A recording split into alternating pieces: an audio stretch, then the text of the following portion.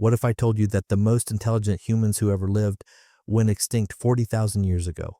What if I told you that they had brains 10% larger than yours, created the first art, and survived ice ages that would kill you in hours? What if I told you they're not really extinct at all, because they live inside your DNA right now? 50,000 years ago, on the coast of what is now Spain, a sea rich with life prospered in the warm summer months. A pod of dolphins chased their prey into a sheltered bay. But they were not alone. Hidden in the cliffs above, a family huddled around their fire. The father, Kale, carefully shapes a bone needle while his 12-year-old daughter, Naya, practices painting red symbols on the cave wall. His wife, Vera, tends to their injured son, applying a paste made from medicinal plants to a hunting wound. Look closely at this family. Cole's brain is 1,650 cubic centimeters, nearly 400 cc larger than yours. His daughter Naya is creating art that will survive 50,000 years. His wife Vera is practicing medicine that would impress modern doctors. They had large noses perfectly designed to warm frigid air, powerful builds adapted for Ice Age survival, and brains actually 10% larger than modern humans. They were our closest cousins, the Neanderthals. For 150 years, we've painted them as primitive brutes, savage cave dwellers who couldn't compete with our superior ancestors, knuckle-dragging cavemen who deserved extinction. But what if everything we thought we knew was completely wrong? What if I told you that Kale's people were the most successful humans who ever lived, that they survived 300,000 years through ice ages that would kill us in hours, that they created the world's first art, the first music, the first sophisticated medicine? What if I told you that they didn't disappear at all, but that they live inside you right now? Title sequence. Survived 300,000 plus years, 15 weeks longer than modern civilization. Brain size 10% larger than modern humans. Population never exceeded 10,000 individuals. Legacy 204% of your DNA if you're European or Asian. Modern carriers 2.8 billion people alive today. This is their true story. The story of humanity's lost cousins who mastered the Ice Age, created the first art, felt love deeper than we imagined, and whose greatest discovery was us. But their story begins not 50,000 years ago in a Spanish cave. It begins 165 years ago in a German quarry when workers blasting limestone made a discovery that would change everything we thought we knew about what it means to be human. Because to understand who we are, we first had to find them. Our story begins not in prehistory, but on a sweltering August morning in 1856 in a limestone quarry nestled in Germany's Neanderthal Valley. The rhythmic hammering of pickaxes echoes off the valley walls as workers blast apart ancient rock, searching for limestone to fuel the growing industrial age. Suddenly, an explosion reveals something extraordinary, a hidden cave sealed for millennia. Quarryman Wilhelm Beckershoff peers into the darkness and sees bones scattered across the cave floor. At first glance, they look human, but something is wrong, terribly wrong. The skull is massive, far larger than any human skull he's ever seen. The bone is incredibly thick, almost bear-like in its robustness. The brow ridge juts out like a rocky overhang, casting deep shadows over empty eye sockets. Beckershoff nearly discards it as the remains of some ancient cave bear. But fate intervenes in the form of Johann Karl Fuhlrott, a local school teacher with an insatiable curiosity about the natural world. When the quarry foreman shows him the strange bones, Fuhlrott's hands tremble as he lifts the skull. His trained eye immediately recognizes this isn't a deformed human or an animal. This is something entirely unprecedented. Back in his modest study, Fuhlrott carefully measures every dimension of the skull. The bone thickness is extraordinary, nearly twice that of a modern human. The brow ridge is so pronounced it could shelter the eyes from driving rain. But most shocking of all is the brain case volume, where it's 600 cubic centimeters. Fuhlrott drops his measuring tools in disbelief. The average modern human brain measures 1,350 cubic centimeters. This ancient skull housed a brain nearly 400 cubic centimeters larger, equivalent to the size of a large orange. Whatever creature this was, it possessed a brain significantly larger than his own. The scientific community's reaction is explosive.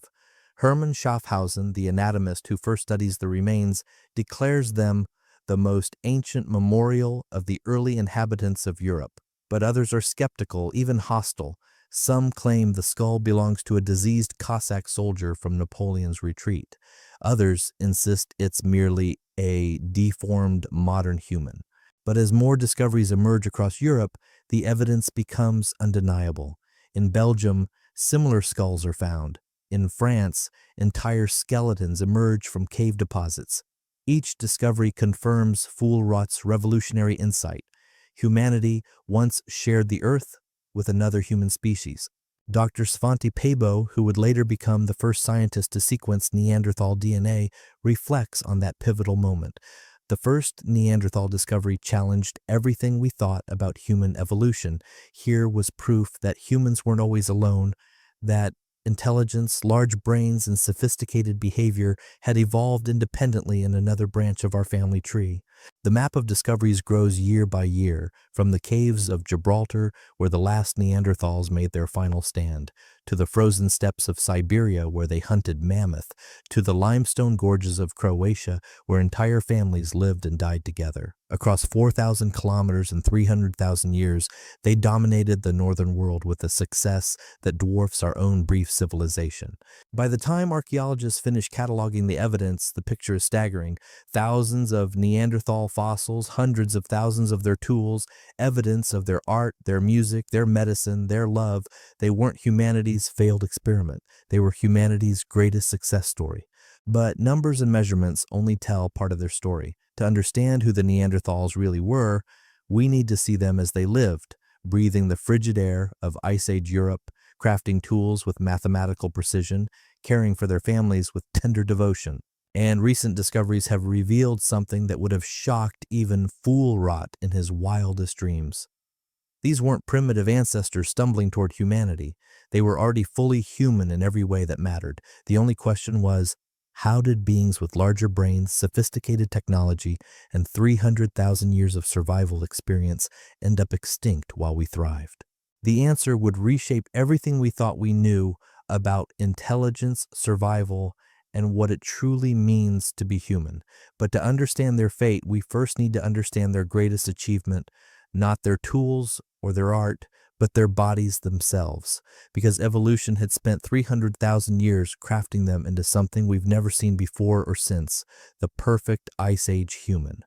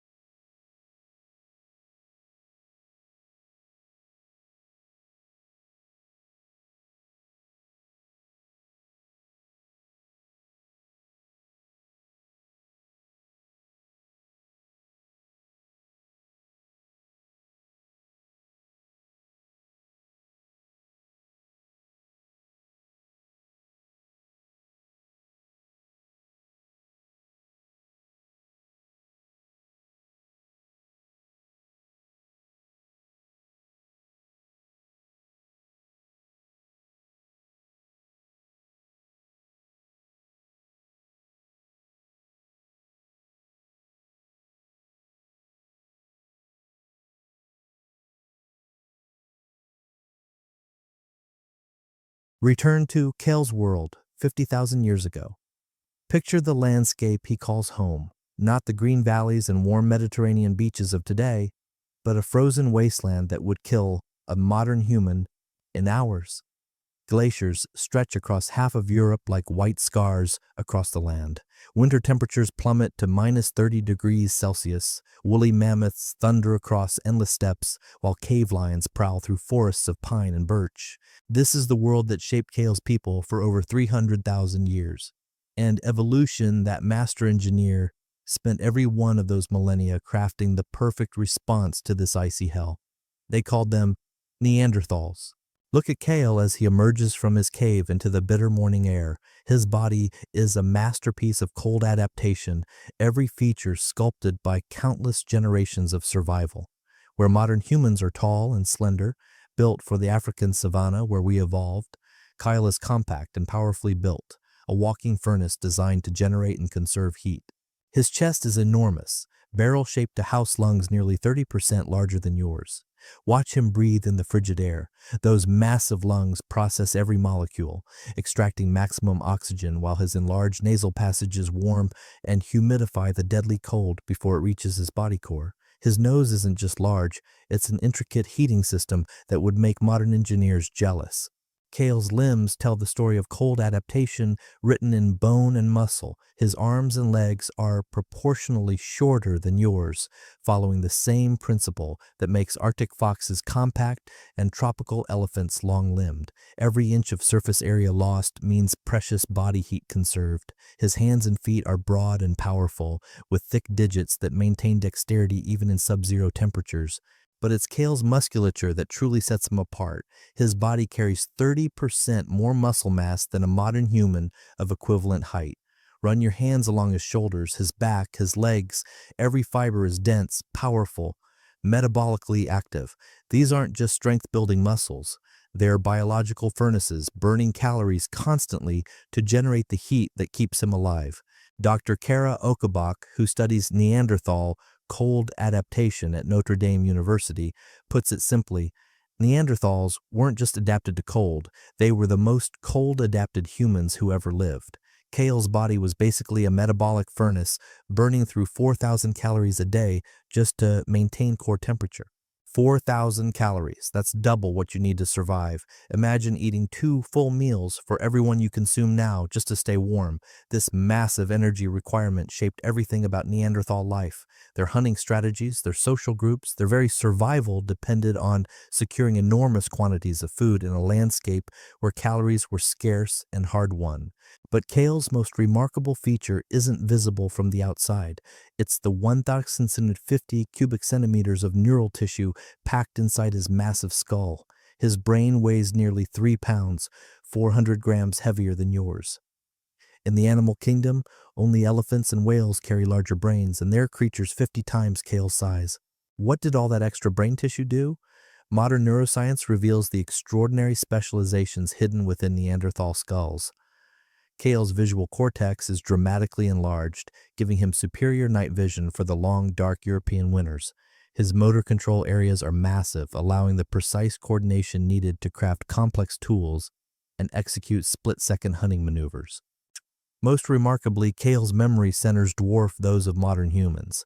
His brain is a vast library storing 300,000 years of survival knowledge. Every edible plant, every animal behavior pattern, every weather sign, every tool-making technique passed down through countless generations, he carries the accumulated wisdom of 15,000 generations in his massive skull. His language processing areas are different from ours, not necessarily inferior, just adapted for a different kind of communication. Some scientists believe Neanderthals developed rich vocal traditions, passing complex survival information through songs and stories that could be remembered and transmitted with perfect accuracy across generations. Watch Kale's family interact around their evening fire. Notice how they communicate with subtle gestures, complex eye movements, sophisticated verbal exchanges. These aren't primitive grunts. This is a family sharing detailed information about hunting grounds, weather patterns, tool techniques, medicinal knowledge. They're operating with cognitive capabilities that match or exceed our own. The combination is breathtaking. Bodies like biological machines optimize for the harshest environment humans have ever faced, powered by the largest brains our species has ever produced. Kyle represents the pinnacle of human adaptation, a being so perfectly designed for his world that he could survive conditions that would challenge modern technology. But this perfection came with a price. Those massive muscles demanded constant fuel. That enormous brain consumed 20% of his daily calories even at rest. Every adaptation that made Kell supreme in Ice Age Europe also made him dependent on a lifestyle of constant, successful hunting. There was no margin for error, no backup plan, no safety net. And yet, for 300 millennia, it worked. Neanderthal populations spread from the Atlantic to Siberia, from the Mediterranean to the Arctic Circle. They survived ice ages that wiped out entire species. They thrived in conditions that would defeat modern survival experts equipped with the latest technology. Kale's people weren't just survivors. They were the greatest predators the Ice Age world had ever seen. They developed hunting strategies so sophisticated, so precisely coordinated, that they could bring down creatures 20 times their size. But to understand how they achieved this mastery, we need to follow Kale on his most dangerous and vital mission, the hunt that would feed his family and demonstrate why Neanderthals became the apex predators of their age.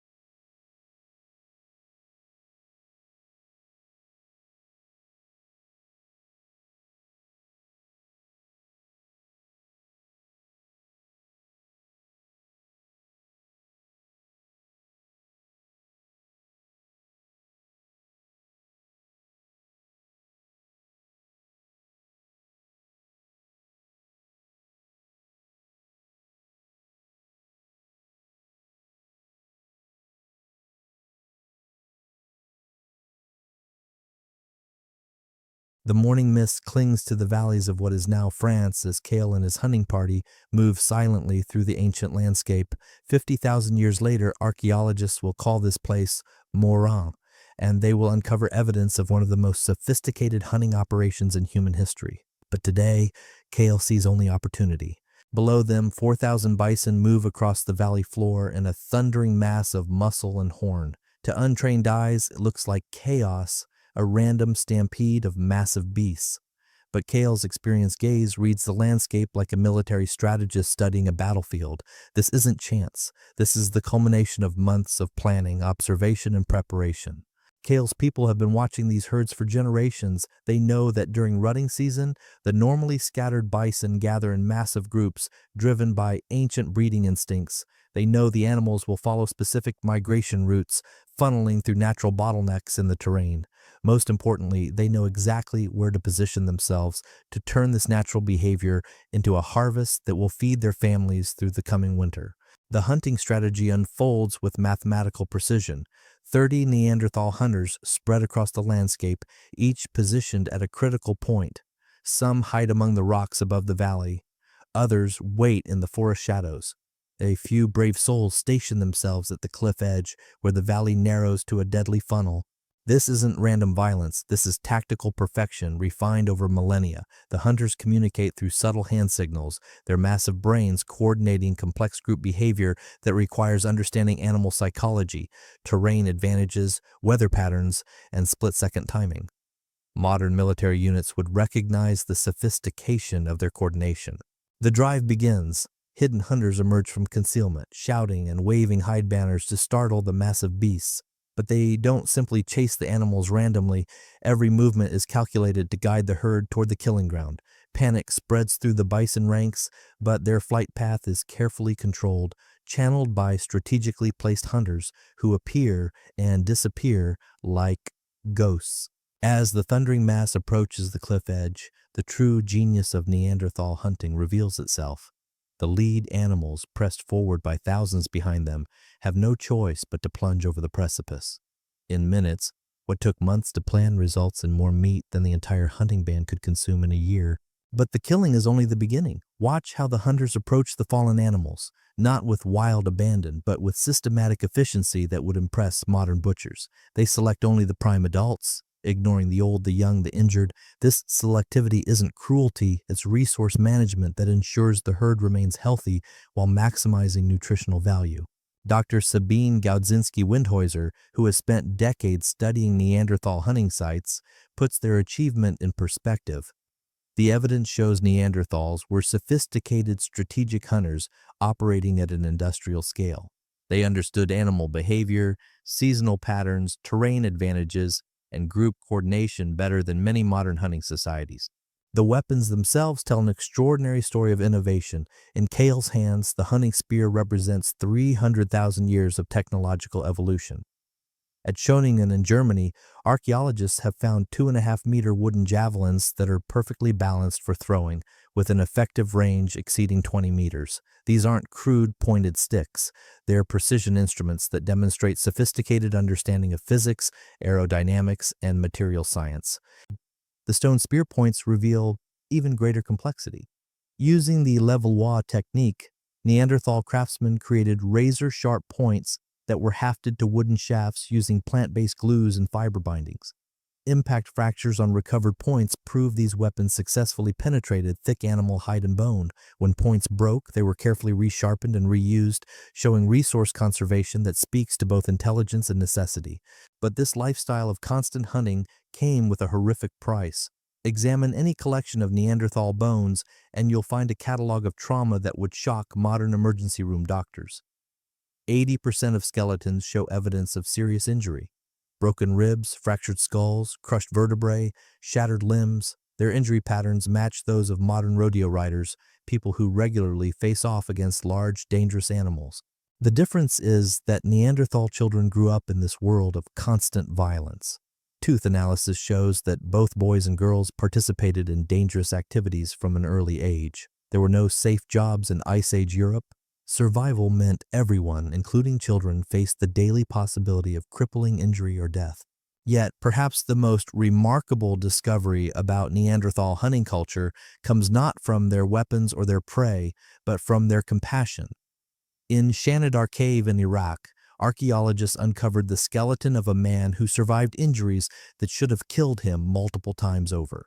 This individual, known as Shanidar I, suffered massive head trauma as a young man that left him partially blind and deaf. His right arm was withered, possibly amputated after a hunting accident. Both legs had been broken and healed improperly, leaving him with a permanent, painful limp. By any measure, he was completely incapable of contributing to the hunt that sustained his people, and yet he lived to be over 40 years old, ancient by Neanderthal standards. For decades, someone fed this man, protected him from predators, carried him when the band moved camp, and cared for him through long cold winters when resources were scarce. This wasn't an isolated case of charity. It was evidence of a systematic commitment to caring for the disabled that required enormous sacrifice from the entire community. This revelation transforms our understanding of Neanderthal society. These weren't brutal savages who abandoned the weak. They were people who valued every member of their family enough to sustain them through decades of dependency. In a world where survival meant constant hunting and every calorie was precious, they chose compassion over efficiency. The combination is breathtaking. Tactical hunting brilliance paired with profound empathy, industrial-scale predation combined with tender care for the helpless. Kale's people had mastered not just the art of taking life, but the harder challenge of preserving it when it served no practical purpose. But meat and compassion alone weren't enough to ensure survival in Ice Age Europe. As winter approached and prey became scarce, Kale's people would need to draw upon another kind of mastery entirely. The sophisticated technology and knowledge that transformed raw materials into the tools of survival. Deep within the limestone caves of northern Spain, 12-year-old Naya ventures into the sacred darkness that her grandmother's grandmother once knew. The flickering torch in her small hands casts dancing shadows on the ancient walls as she makes her way through narrow passages toward a chamber that holds the artistic legacy of her people. This is Maltravieso Cave, though Naya knows it simply as the place where spirits dwell. What she doesn't know is that in 2018, 64,000 years in the future, scientists will use uranium-thorium dating to analyze the red ochre pigments she's about to apply to these walls. They will discover that her hand stencils and geometric symbols predate the arrival of modern humans in Europe by 20,000 years. Watch Naya prepare for her artistic ritual. This isn't spontaneous creativity. This is a complex undertaking that requires days of preparation. She has mixed red ochre with animal fat and her own saliva to create paint that will last millennia. She's prepared multiple torches from pine resin and animal fat, knowing she'll need sustained light in the absolute darkness deep within the cave. Most remarkably, she's planned her route to reach chambers that require climbing narrow rock chimneys and crawling through spaces barely wide enough for her adolescent frame. These aren't random marks made by a bored child. Creating this art requires venturing deep into caves with prepared torches, mixing pigments to precise consistency, and climbing to specific locations that hold spiritual significance. Dr. Alistair Pike, whose team revolutionized our understanding of Neanderthal art, puts it simply, this was intentional symbolic behavior of the highest order. In Maltravieso Cave, Naya places her hand against the cold limestone and blows pigment around her fingers, creating the distinctive negative hand stencil that will survive until the 21st century. She's following a tradition that spans thousands of years. Some chambers show evidence of multiple artistic visits across millennia, suggesting this wasn't individual expression but cultural practice passed down through generations. 50 kilometers away, in La Pasiga Cave, her cousins are creating something even more remarkable, complex geometric patterns that demonstrate abstract symbolic thinking. Over 100 carefully placed red dots form intricate designs. Ladder-like symbols stretch across chamber walls in compositions that speak to sophisticated planning and symbolic meaning we may never fully understand. But Naya's people weren't content with visual art alone. In her father, Kale's skilled hands, the hollow femur of a young cave bear becomes humanity's first musical instrument. The Divya Babe flute, discovered in Slovenia and dated to 43,000 years ago, represents a quantum leap in human creative expression. Kale carves 4 precisely spaced holes in the bone, their placement determined not by accident but by acoustic principles that produce specific musical tones. Modern analysis reveals the flute could play notes matching a diatonic scale, the same mathematical relationships that underlie all human music. This isn't primitive noise-making, this is sophisticated understanding of sound, rhythm, and musical harmony. Professional musician Eugen Dimkarowski spent months learning to play a clay replica of the Divya Babe flute. The haunting melodies he produces transport listeners back 43,000 years to fire-lit caves where Neanderthal families gathered to share music, stories, and the emotional bonds that music uniquely creates. These ancient compositions, humanity's first songs, echo across time to remind us that the urge to create beauty through sound is one of our most ancient inheritances. But artistic expression extended far beyond cave walls and bone flutes. Naya's mother, Vera, adorns herself with jewelry that required extraordinary effort to obtain. Her necklace of eagle talons represents one of archaeology's most remarkable discoveries, evidence that Neanderthals hunted apex predators not for food, but for beauty. Eagles are among the most dangerous prey imaginable, powerful, intelligent, armed with razor-sharp talons and beaks capable of tearing flesh from bone. Yet Neanderthal sites across Croatia contain carefully preserved eagle talons, modified into jewelry that dates back 130,000 years. This wasn't opportunistic scavenging of dead birds. These talons show clear evidence of deliberate hunting and careful processing. The effort required to create Vera's jewelry speaks to values that transcend mere survival. Perforated shells in Neanderthal sites were transported over 100 kilometers from their marine sources, suggesting trade networks or deliberate long-distance travel purely for aesthetic purposes. Feathers from ravens, eagles, and vultures appear at sites where these birds were never eaten, indicating collection purely for decoration or symbolic meaning. Perhaps most remarkably, Neanderthal sites contain evidence of sophisticated body painting using red, yellow, and black ochre pigments. Grinding stones stained with ochre, containers for mixing pigments, and specialized tools for application suggest a complex tradition of body art that served social, spiritual, or aesthetic functions we can only imagine. Dr. João Zilhão, whose work has revolutionized our understanding of Neanderthal cognition, reflects on the overwhelming evidence. Neanderthals had symbolic thought, artistic expression, and aesthetic sense that rivaled any human culture. They were creating sophisticated art when our ancestors were still in Africa. The implications are staggering. For 64,000 years, Neanderthal artists ventured into sacred caves to leave their mark on eternity. For 43,000 years, they created music that expressed emotions too complex for words. For 130,000 years, they adorned themselves with beauty that served no survival function except to feed the human soul. These discoveries force us to confront an uncomfortable truth about our own species. We have spent centuries defining humanity by our unique capacity for art, music, and symbolic expression. Yet, here is evidence that these supposedly human traits were perfected by our cousins tens of thousands of years before we developed them ourselves. Naya's hand stencil on the cave wall isn't just art, it's a message across time. It says, "I was here, I thought, I felt, I created beauty in a world of danger and death because something in my soul demanded it." It's the most human statement imaginable, made by someone we once dismissed as inhuman. But perhaps the most human discovery about Neanderthals isn't found in their art or their music. It's found in something far more precious and fragile, evidence of emotions that we recognize in ourselves because they flow through the same neural pathways driven by the same ancient chemistry that makes us capable of love. The fire burns low in Kyle's cave as his family settles into their evening routine, unaware that 50,000 years in the future, their DNA will tell one of the most intimate stories ever uncovered about prehistoric life. In remote Siberian caves at Chugurskaya, scientists will extract genetic material from 11 Neanderthal individuals and discover something extraordinary, not just bones and artifacts, but the actual molecular evidence of love, family bonds, and the complex social relationships that define their world. Watch Kale interact with his children around the dying embers. His gentle touch, as he examines his son's healing wound, The protective way he positions himself between his family and the cave entrance, the subtle communication that passes between him and his wife Vera, these aren't behaviors we can measure in bone fragments or stone tools.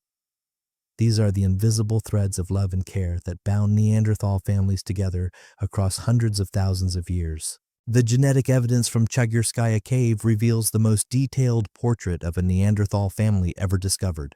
Among the 11 individuals, scientists found a father-daughter pair who lived at the same time, second-degree relatives who were likely cousins, and clear evidence of a small, closely knit community that shared the caves for extended periods. This wasn't a random collection of individuals. This was a family in every sense that we understand the word. Even more remarkably, the DNA tells us about Neanderthal social structure with precision that would be impossible to determine from bones alone. The genetic patterns revealed a patriarchal society where women left their birth families to join their husband's group, exactly like many modern human societies. The 3 adult males found in Chagirskaya belonged to the same maternal lineage, meaning they were related through their mothers, while the 3 adult women came from completely different genetic backgrounds. This pattern tells a story of deliberate social organization. Young Neanderthal women like Vera would have left their birth families upon marriage, traveling perhaps hundreds of kilometers to join their husband's clan. This wasn't random mating. This was a sophisticated kinship system that prevented inbreeding and created networks of alliance between distant groups. But not all Neanderthal family stories end in the warm glow of firelight and genetic continuity. In El Cedron Cave in northern Spain, archaeologists uncovered one of the most heartbreaking tragedies in the prehistoric record: the remains of 13 Neanderthals who met a violent end 49,000 years ago. The bones tell a horrific story: men, women, and children ranging in age from infant to adult, all killed and butchered in what appears to be an act of cannibalism during desperate times. Cut marks on the bones suggest systematic processing for meat and marrow. This family group, for genetic analysis, confirms they were indeed related, was wiped out in a single catastrophic event, possibly during starvation or tribal warfare. Dr. Carls Louisa Fox, who led the genetic analysis of the El Cedron family, reflects on the humanity revealed in their tragedy. The genetic evidence shows these people had complex family relationships just like us. They loved, they cared for each other, and sometimes they faced unimaginable tragedy that tests the bonds of human compassion. Yet, even in death, the El Cedron family reveals the depth of Neanderthal social organization. The genetic patterns match those found in Siberia: related males living together, unrelated females who had married into the group, evidence of a kinship system that valued family bonds across generations. The children in these families grew up in a world that was both nurturing and brutally demanding. Dental analysis reveals that Neanderthal children were typically born in spring, when food resources were most abundant and survival chances highest. They were weaned at 2.5 years old, similar to modern hunter-gatherer societies, but tooth growth patterns show evidence of high stress from early childhood. Unlike modern children, young Neanderthals of both sexes participated in dangerous activities from an early age. There were no safe jobs in Ice Age Europe. Survival meant everyone, including children, contributed to the group's welfare and faced the constant possibility of injury or death. But perhaps the most moving evidence of Neanderthal love comes from their treatment of the most vulnerable members of their families. In Shanidar Cave in Iraq, archaeologists discovered the burial of an elderly Neanderthal surrounded by wildflower pollen, yarrow, cornflower, and hollyhock. Whether these flowers were placed as burial offerings or represented medicinal plants used to care for the dying, they speak to a depth of emotional connection that transcends mere survival. Even more remarkable is the discovery of children with severe disabilities who lived for years under constant care. One child with a congenital brain abnormality that would have made independent survival impossible lived to age 5 or 6, requiring daily feeding, protection, and medical attention.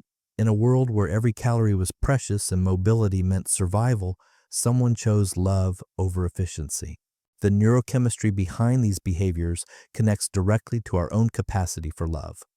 Modern science reveals that Neanderthal brains produced the same cocktail of bonding chemicals that drive human attachment today. Oxytocin, the so-called cuddle chemical, flooded their systems during physical contact, creating the same feelings of bonding that make human parents willing to sacrifice everything for their children.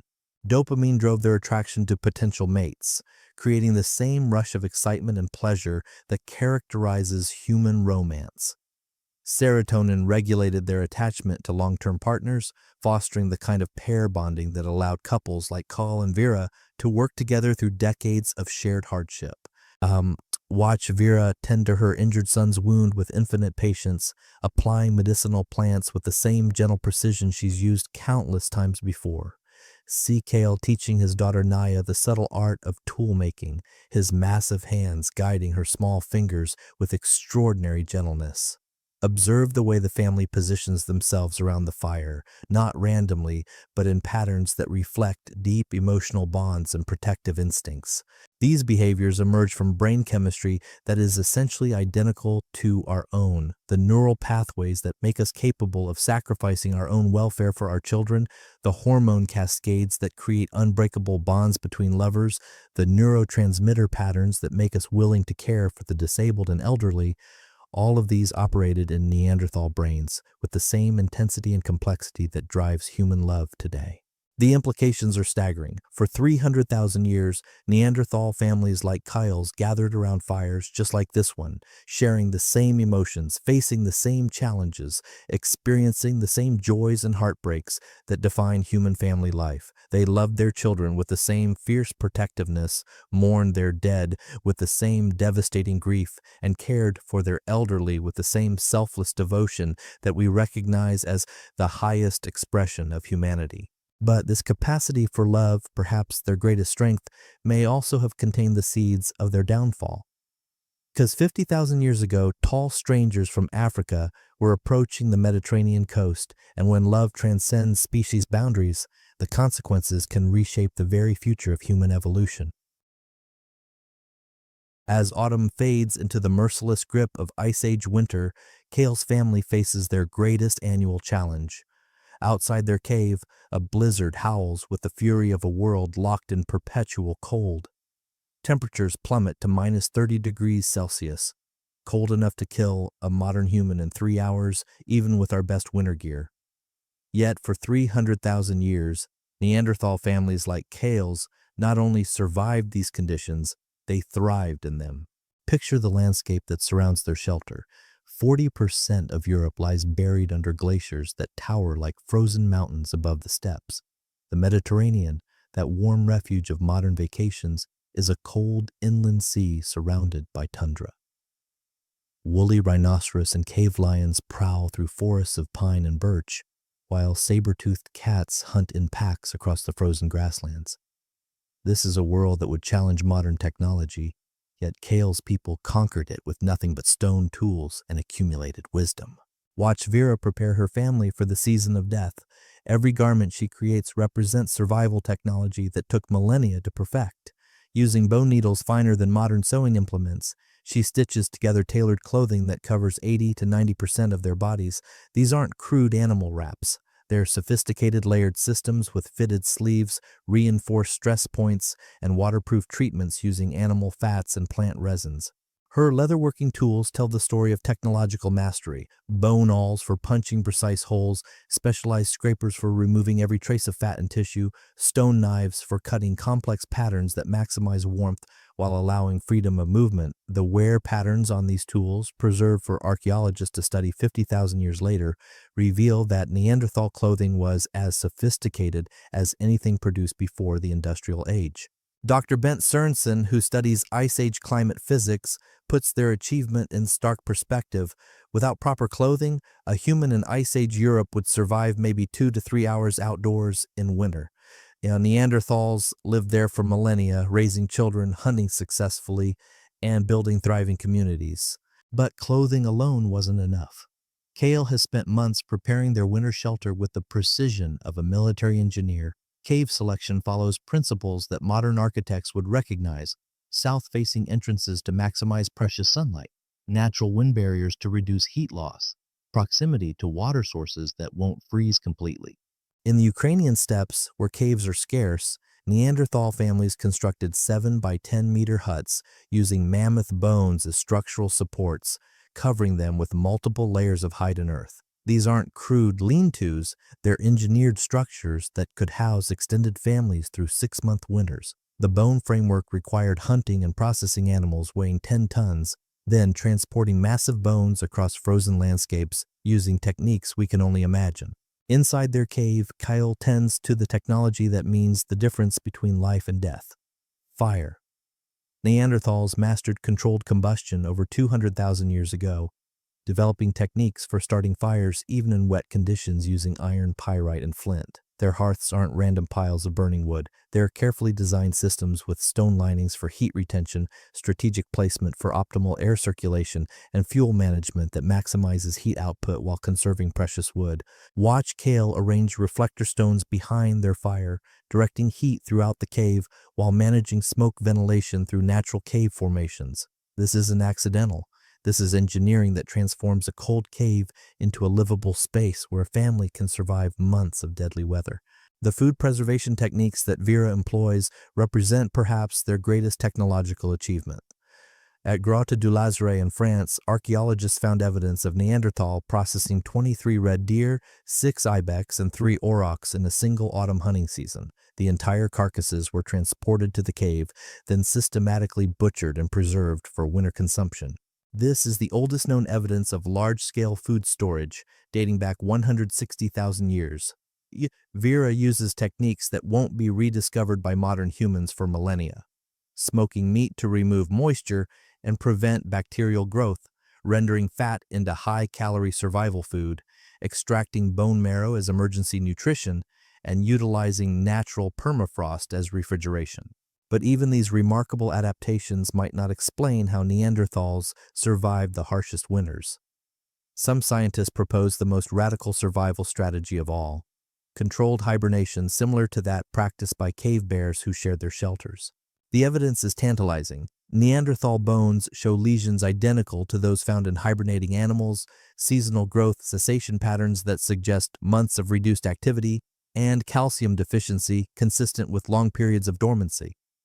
Dr. Juan Luis Arzuaga, who studies human evolution at Complutense University, reflects on the implications. The bone evidence suggests Neanderthals may have experienced months of reduced activity during harsh winters. Whether full hibernation or just extreme inactivity, it shows remarkable adaptation to impossible conditions. Picture Kale's family during the deepest winter months. As food becomes scarce and temperatures drop below survivable levels, they might enter a state of controlled dormancy, reducing their metabolic rate, slowing their heart rate, and surviving on stored body fat until spring returns. It sounds impossible for humans, yet cave bears weighing 800 pounds successfully hibernated in the same caves where Neanderthal families lived. The evidence is inconclusive, but it points to adaptation strategies so extreme they challenge our understanding of human physiology. Whether through true hibernation or simply extraordinary endurance, Kale's people survived ice ages that wiped out entire species. They raised children in conditions that would defeat modern survival experts. They maintained complex social relationships and technological traditions across centuries of climate that would challenge our best equipment. Their mastery of Ice Age survival represents the pinnacle of human adaptation to hostile environments. For 300,000 years, they proved that intelligence, technology, and social cooperation could overcome any challenge nature imposed. They were the ultimate survivors, perfectly adapted to a world of ice and death. Yet their greatest test wasn't the climate that shaped them for millennia. Their ultimate challenge was approaching from the south. Tall, dark-skinned strangers who had learned different survival strategies in the warmth of Africa. When these two perfectly adapted human species finally met, the resulting encounter would prove that sometimes the greatest threat to survival isn't the environment that forged you, but the love that transcends all boundaries. The morning sun filters through the olive groves of what will one day be called the Levant as Kale's granddaughter, Zara, makes her way to the spring where her people have collected water for generations. At 22, she represents the third generation of our Neanderthal family, carrying the same massive brain and cold-adapted body that helped her grandfather survive the harshest conditions imaginable. But today, something is different. Strange footprints mark the soft earth around the water source, longer and narrower than any Neanderthal foot, belonging to someone taller and more slender than anyone in her clan. The prints tell a story that will echo through genetic analysis 60,000 years in the future. Modern humans have finally left Africa. Zara follows the mysterious tracks through terrain that has witnessed one of the most momentous encounters in human history. Somewhere in these hills, between 43 and 50,000 years ago, two branches of humanity that had been separated for over 500,000 years would meet for the first time. The tall, dark-skinned people emerging from African savannas were about to encounter the stocky, pale survivors of European ice ages. When Zara first sees him through the morning mist, the shock nearly stops her heart. The stranger is unlike anyone from her world, nearly 6 feet tall where Neanderthal men average 5'6", with long limbs adapted for heat dissipation rather than cold conservation, skin darkened by African sun rather than pale from northern winters. His name is Amari, though she doesn't know it yet, and his people call themselves something that translates roughly to the Walking Ones. The genetic evidence from this encounter, invisible to both Zara and Amari but measurable by 21st century science, tells us this meeting wasn't accidental. Modern humans had been expanding out of Africa in waves for millennia, but previous attempts had failed. This time, armed with new technologies and driven by population pressures, they pushed into territories that Neanderthals had dominated for 300,000 years. Dr. Ludovic Slimak, whose research has revolutionized our understanding of these encounters, explains the anthropological reality. When two populations live close together but remain distinct, they exchange women. This is basic human behavior across cultures. The question isn't whether interbreeding occurred, it's why it ultimately failed to create lasting integration. Watch Zara and Amari's first tentative communication. They share no common language, yet both possess the neural architecture for complex speech. Zara's Neanderthal communication system, adapted for small clan groups with intricate kinship relationships, meets Amari's modern human language, evolved for larger social networks and long-distance information transfer. The words they don't share become the gestures, glances, and touches that transcend species boundaries. The attraction between them isn't purely romantic. It's the pull of genetic compatibility that evolution has programmed into all sexually reproducing species. Both carry genes for large brains, complex tool use, and sophisticated social behavior. Both evolved from the same African ancestors who split apart hundreds of thousands of years earlier. The genetic distance between them is smaller than that between some modern dog breeds, yet the differences are profound. Zara's compact body generates heat efficiently, but struggles in the Mediterranean warmth that Amari finds comfortable. Her massive nasal passages, perfect for warming frigid European air, seem almost comical to someone adapted for hot, dry climates.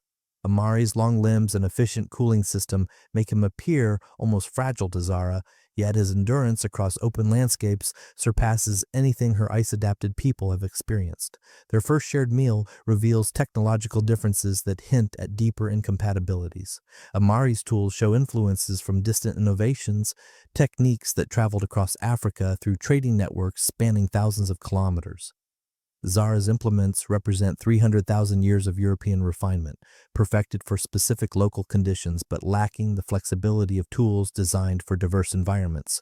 The children born from unions like theirs tell a complex genetic story. Modern analysis reveals that most successful interbreeding involved Neanderthal males and modern human females, a pattern that Dr. Slimak interprets as failed political alliances rather than random romantic encounters. These weren't casual liaisons, but deliberate attempts to forge connections between competing populations sharing the same territories. Some hybrid children thrived, carrying the best adaptations from both lineages. Others faced subtle genetic incompatibilities that reduced fertility or survival rates. The genetic architecture that made Neanderthals supreme cold-weather survivors occasionally clashed with modifications that help modern humans excel in diverse environments. Archaeological sites across the Levant preserve evidence of these complex relationships. At Manat Cave in Israel, mixed archaeological layers show both species using the same shelters, sometimes simultaneously.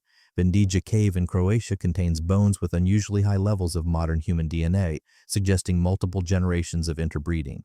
tool technologies begin showing hybrid characteristics, Neanderthal engineering precision combined with modern human innovation, but beneath the archaeological evidence lies a more profound story of connection and loss. Zara and Amari's relationship represents thousands of similar encounters across the contact zones where ice-adapted and heat-adapted humans met.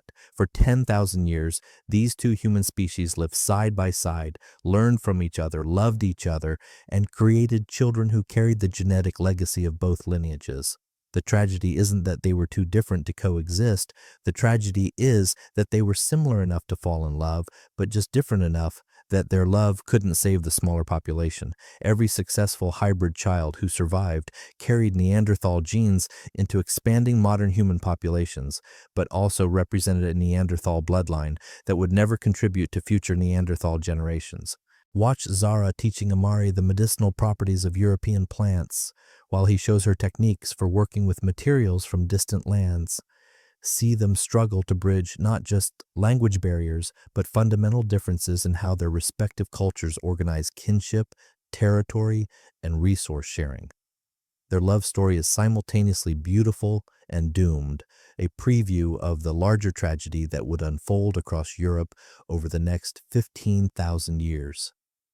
The genetic math is unforgiving. Neanderthal populations probably never exceeded 10,000 individuals across their entire range. Modern human populations entering Europe numbered in the hundreds of thousands and grew rapidly. Every mixed marriage that produced surviving children diluted the Neanderthal gene pool while strengthening the modern human population. Yet, in their final moments together, as Zara and Amari part ways to return to their respective peoples, neither understands they're participating in the end of a species. They see only the immediate reality of connection across difference, the possibility of love transcending boundaries that evolution spent 500,000 years creating. Their descendants would carry forward the best of both lineages, Neanderthal intelligence and modern human adaptability, cold weather resilience and tropical flexibility, Ice Age wisdom and African innovation. But the price of this genetic gifts would be the disappearance of one of the most remarkable human species ever to walk the earth. The encounter that seemed like humanity's greatest triumph was simultaneously its most beautiful tragedy. Chapter 8. The Last Neanderthal and Their Eternal Legacy. The cave fire burns low in the limestone cliffs of Gibraltar as 35-year-old Kova tends to flames that have warmed his people for countless generations. Outside, the Mediterranean laps against rocky shores that once connected Europe to Africa, but those ancient land bridges are now submerged beneath rising seas. The year is approximately 28,000 BCE, and Kova doesn't know it yet, but he may be witnessing the end of a story that began over 300,000 years ago. Around him, the remnants of his clan huddle in chambers that archaeologists will one day call Gorham's Cave, where once dozens of Neanderthal families thrived across Europe and Asia. Now perhaps fewer than 100 individuals cling to existence in these final refuges along the Spanish coast. The great migration that brought modern humans out of Africa has swept across Europe like a tide, and Kova's people have been pushed steadily southward, island by island, cave by cave, until only these limestone strongholds remain. Kova represents the fourth generation of our Neanderthal family saga, great-great-grandson to the hunter Kale, who once led successful mammoth hunts across frozen European steppes. But the world that shaped Kale's massive frame and enormous brain has transformed beyond recognition. The ice sheets that defined Neanderthal existence for millennia have retreated northward. The massive herds of mammoth, woolly rhinoceros, and cave bear that sustained Neanderthal communities have dwindled or disappeared entirely. Even the landscape itself has changed. Rising sea levels have flooded the coastal plains where Neanderthal families once gathered shellfish and hunted seals. Yet Kova's people haven't simply faded away through climate change alone. The real transformation came with the arrival of the tall strangers from Africa, the ancestors of modern humans who brought different technologies, different social structures, and most importantly, different population dynamics. Where Neanderthal communities remained small and clan-based, never exceeding 10,000 individuals across their entire range, modern human populations grew exponentially, spreading across Europe in waves that numbered in the hundreds of thousands. The competition wasn't necessarily violent, though occasional conflicts certainly occurred. More often, it was the quiet mathematics of population ecology. Modern humans could sustain larger communities, expand into new territories more rapidly, and maintain trade networks across vast distances. They developed technologies adapted for diverse environments rather than perfected for specific local conditions. Most crucially, their faster reproduction rates and larger social groups allowed them to absorb territories and resources that Neanderthal families had controlled for millennia. Kova's own life illustrates the complex reality of this transition. His grandmother was half modern human, the product of one of those cross-species love stories that briefly seemed to offer hope for peaceful coexistence. Her hybrid heritage gave Kova advantages that pure Neanderthals lacked: slightly improved heat tolerance, resistance to certain tropical diseases, and cognitive flexibility that helped him adapt to rapidly changing conditions. But these same advantages came with hidden costs. The genetic incompatibilities that made some hybrid offspring less fertile or more vulnerable to specific health problems meant that successful interbreeding often produced children who couldn't contribute to future Neanderthal generations. Every successful hybrid who survived and reproduced carried Neanderthal genes into expanding modern human populations while reducing the number of purely Neanderthal lineages. Dr. Chris Stringer, whose decades of research have illuminated the final chapters of Neanderthal existence, reflects on the complex factors that led to their disappearance. It wasn't a single cause, but a combination of pressures: climate change, competition for resources, low population numbers, and genetic absorption through interbreeding. The miracle isn't that Neanderthals went extinct, it's that they survived as long as they did. Kova's daily routine reveals both the remarkable adaptability that allowed his people to persist for so long and the mounting challenges that ultimately proved insurmountable. Each morning, he checks the subtle markers that his ancestors used to predict weather patterns, track animal movements, and identify the safest routes between scattered food sources. His knowledge represents 300,000 years of accumulated survival wisdom, an irreplaceable library of environmental understanding that will die with him.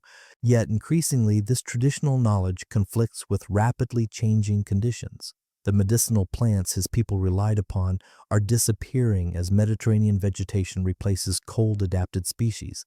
The animal behavior patterns his ancestors mastered no longer apply to the new species moving north as climate warms. Even the stone sources that provided raw material for Neanderthal tools are being depleted or becoming inaccessible as sea levels rise. Most heartbreaking of all, Kova faces these challenges in growing isolation. The complex kinship networks that sustain Neanderthal communities for millennia have fragmented as populations declined and distances between surviving groups increased. The sophisticated social cooperation that allowed small Neanderthal bands to bring down massive prey and care for disabled family members becomes impossible when there simply aren't enough people to maintain those relationships. On quiet evenings, Kova sometimes finds himself carving symbols into the cave walls. Not the sophisticated art that his ancestor Naya created in northern Spain, but simpler marks that seem to say, "I was here, I existed, I mattered." These final Neanderthal engravings, discovered by archaeologists in the 21st century, represent some of the most poignant artifacts in the human record. They're the last messages from a people who knew they were ending. Yet Kova's story isn't simply one of decline and extinction. Recent archaeological discoveries have revealed that these final Neanderthal communities achieved remarkable innovations even as their populations dwindled. They developed new tool technologies, experimented with marine resources they had never previously exploited, and created artistic expressions that suggest rich inner lives continuing even in the face of species-level extinction. The marine shell collections found in Gibraltar's caves show that Kova's people had expanded their technological repertoire to include sophisticated fishing and diving techniques. They crafted specialized tools for extracting shellfish, developed methods for processing marine foods, and even created decorative objects from materials gathered along the Mediterranean coast. These innovations demonstrate that Neanderthal creativity and adaptability continued until their very last days. But perhaps the most remarkable discovery is evidence that these final Neanderthal communities maintained their ancient traditions of caring for the vulnerable even as resources became desperately scarce. Archaeological evidence from Gibraltar shows that elderly and disabled individuals continued to receive care and protection, suggesting that the compassionate values that define Neanderthal society persisted until the end. Dr. Clive Finlayson, whose team has conducted the most extensive research at Gibraltar's Neanderthal sites, reflects on these final communities. What strikes me most isn't their extinction, but their resilience.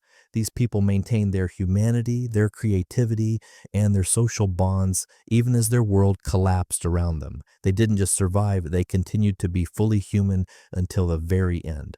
As Kova's fire burns lower in the Mediterranean darkness, the flames illuminate one final mystery that modern science is only beginning to understand. The genetic evidence suggests that these last Neanderthal communities may have achieved something unprecedented in the fossil record.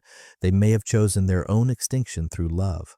Rather than fighting to maintain racial purity as their populations dwindled, the final Neanderthals appeared to have embraced interbreeding with modern humans as a survival strategy. The genetic signatures from this period show increasing levels of hybrid children who carried the best adaptations from both lineages into an uncertain